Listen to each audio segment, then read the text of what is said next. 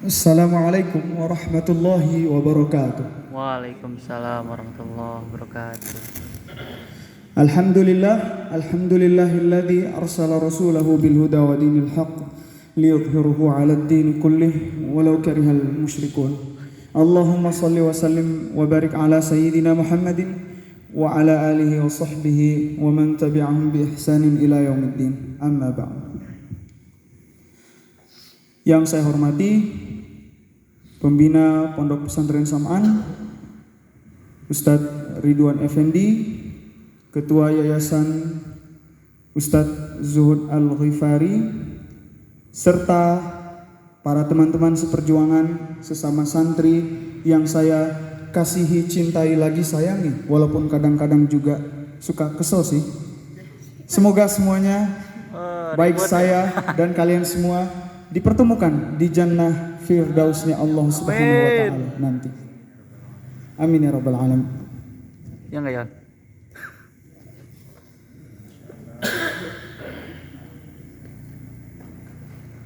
Mana dia?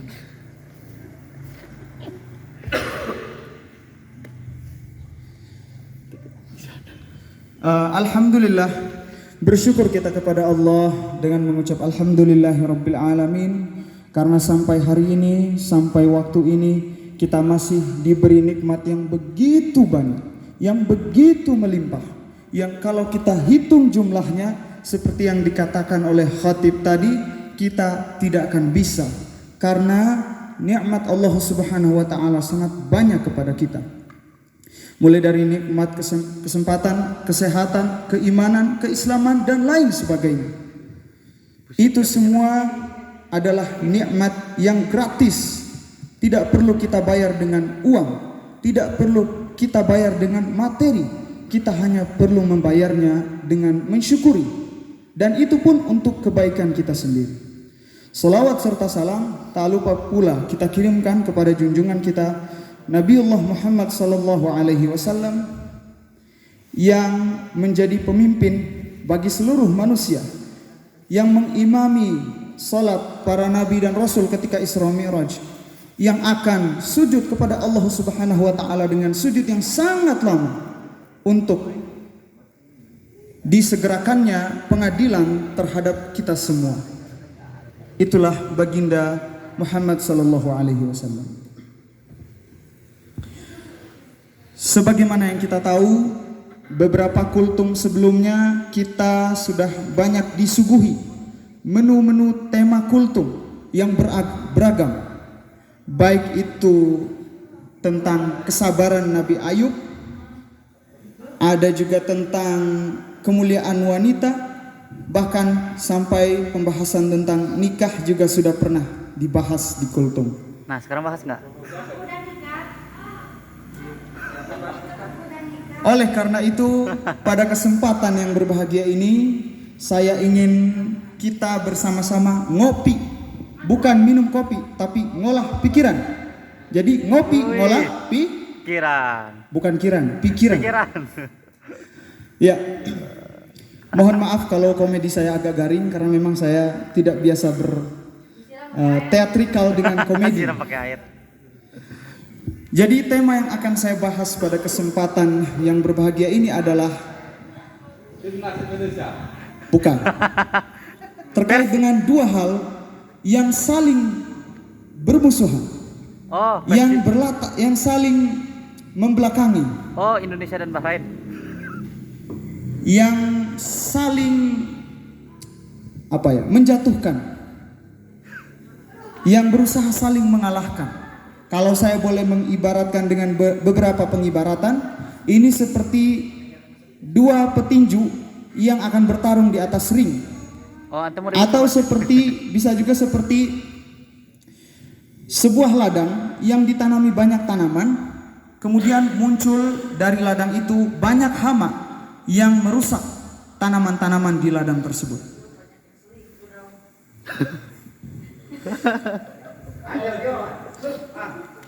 Tema yang akan saya sampaikan pada kesempatan yang berbahagia ini adalah terkait dengan cinta dan nafsu.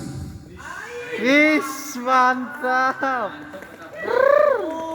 sebelum saya menyampaikan materi intinya atau inti materinya, ya inti sarinya, Intisarinya. saya ingin bertanya terlebih dahulu. Ini satu jawaban dari ikhwan, satu jawaban dari akhwat. Tolong dijawab. Ketika saya menyebutkan kata cinta, apa yang pertama kali terbayang di kepala kalian? Bullshit. Akhwat? Oke. Ngantuk katanya. Iya. Kita lanjut.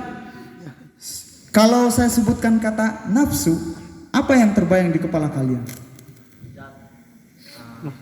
Akhwat? Duh, aslan. Diamnya akhwat itu adalah dua. Yang pertama iya, yang kedua bingung. Bingung, ngantuk. Cinta dan nafsu adalah dua hal yang muncul dari satu tempat, yaitu hati. Cinta datangnya dari hati manusia. Begitupun juga dengan nafsu. Dua-duanya sama-sama datang dari hati, sama-sama datang dari pemikiran. Tapi keduanya sangat jauh berbeda. Bahkan seperti yang saya katakan tadi, mereka ini bermusuhan.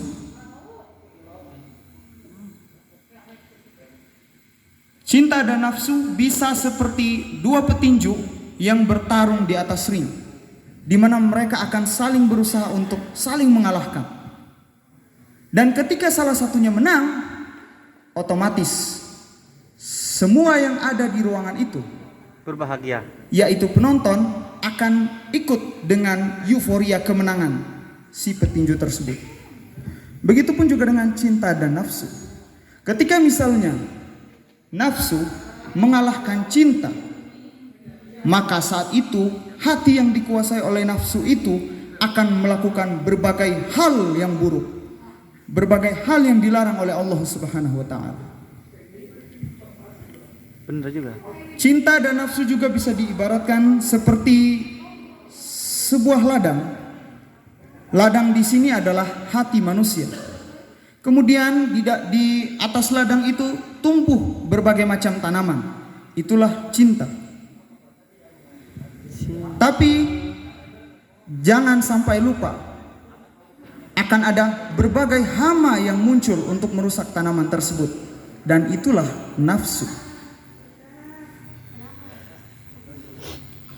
Anak-anak muda zaman sekarang, seangkatan saya termasuk, saya masih muda ya, itu selalu berbicara, buat status, ya, posting di sosmed tentang cinta.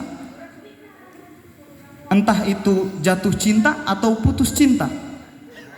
Wah, mengerikan tuh putus cinta. Nah, mereka tidak tahu apakah cinta yang mereka maksud itu benar-benar cinta, atau hanya nafsu yang berkamuflase seperti cinta. Tidak pakai nafsu kalau cinta, kalau cinta cintanya karena Allah, Ustaz. Teh, Boleh aku jujur nggak? Aku boleh nyambung nggak? Cinta karena Allah, jangan cinta karena manusia, karena cinta karena Allah itu lebih enak. wih. Surga tempatnya, kalau cinta karena manusia akan neraka jahanam. Masya Allah. Teh, jadi komentator teh. Untuk melihat perbedaan keduanya, kita jangan mengambil rujukan dulu dari zaman kita, karena yang mungkin itu terlalu dekat. Karena bahkan dari awal penciptaan manusia pertama sekalipun, sifat nafsu dan sifat mencintai di dalam hati manusia itu sudah sangat terlihat. Manusia pertama siapa? Nabi Adam, Manusia kedua siapa? Siti Hawa. Iya. Ya istrinya itu. Nabi Adam dan Siti Hawa adalah kebetulan bukan. adalah dua manusia pertama yang diciptakan Allah Subhanahu wa taala untuk diamanahi menjadi khalifah yang memimpin bumi ini. Masya Allah. Tapi sebagaimana yang kita sudah sama-sama tahu dan mungkin sudah banyak yang familiar dengan kisahnya, sebelum mereka diturunkan ke bumi, mereka berada di dalam tempat yang paling indah yang selalu kita berdoa untuk masuk ke dalamnya setiap hari, yaitu surga.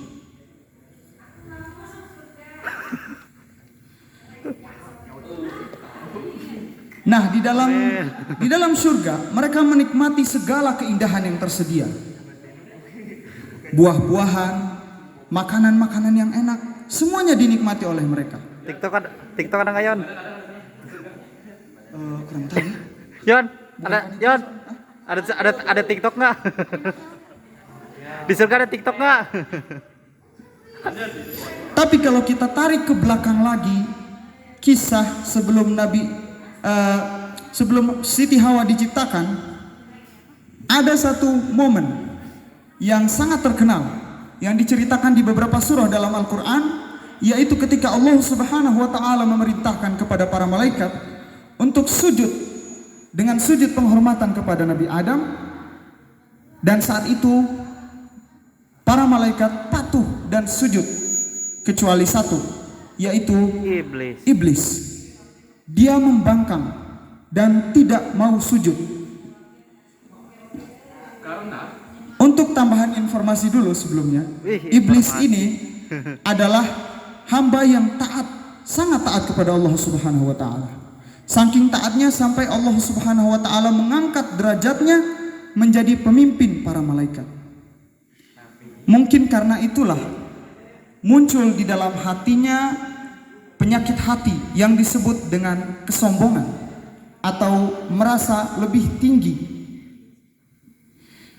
Karena itu ketika Allah Subhanahu wa taala memerintahkan para malaikat untuk sujud dengan sujud penghormatan kepada Nabi Adam, iblis membangkang. Dan ketika ditanya, "Apa alasan kamu membangkang dan tidak mau sujud?" Dia menjawab dengan satu jawaban, yaitu karena aku lebih baik darinya. Engkau menciptakan aku dari api dan engkau menciptakannya dari tanah. Itu ada di surah Al-A'raf di ayat ke berapa? Ke 12, 13, 14. Baca. Atau kalau di kode speakernya itu ada di 966, 967 dan 968. Wah, mau. Iya.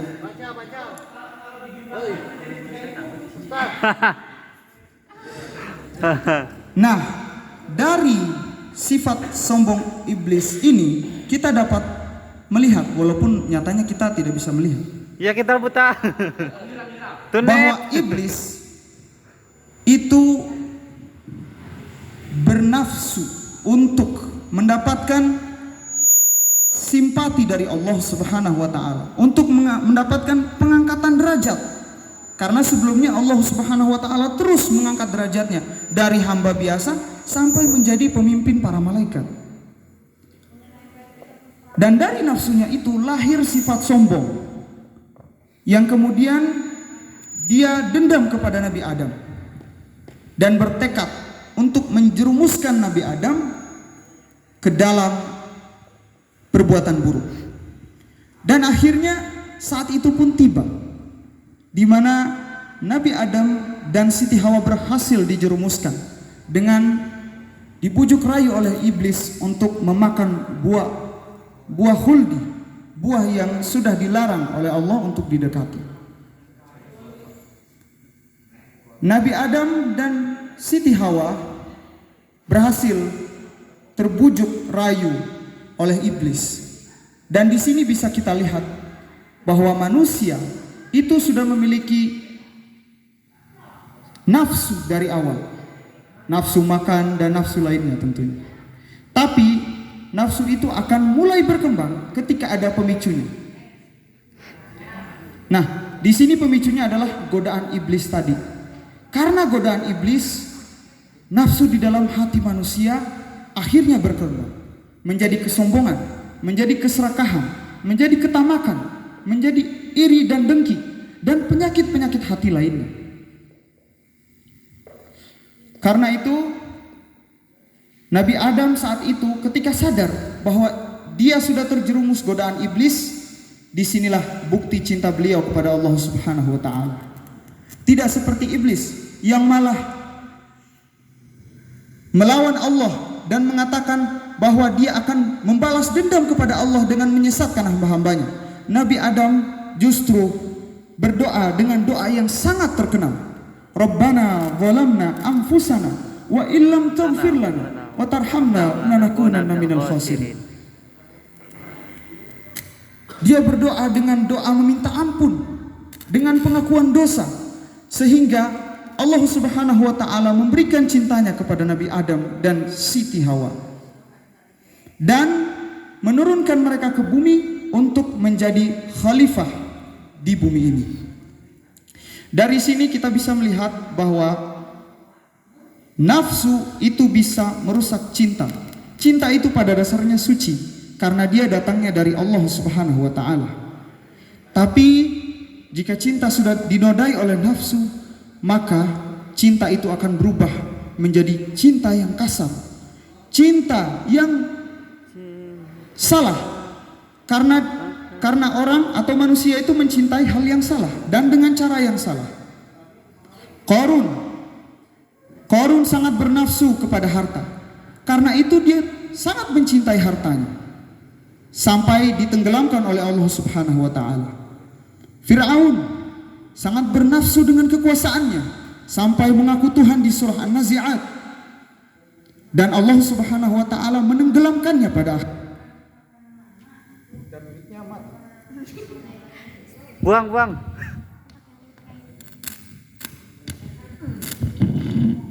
John, kenapa mic-nya mati? Jangan dimakan. Karena itu teman-teman, coba dalami lagi isi hati kita.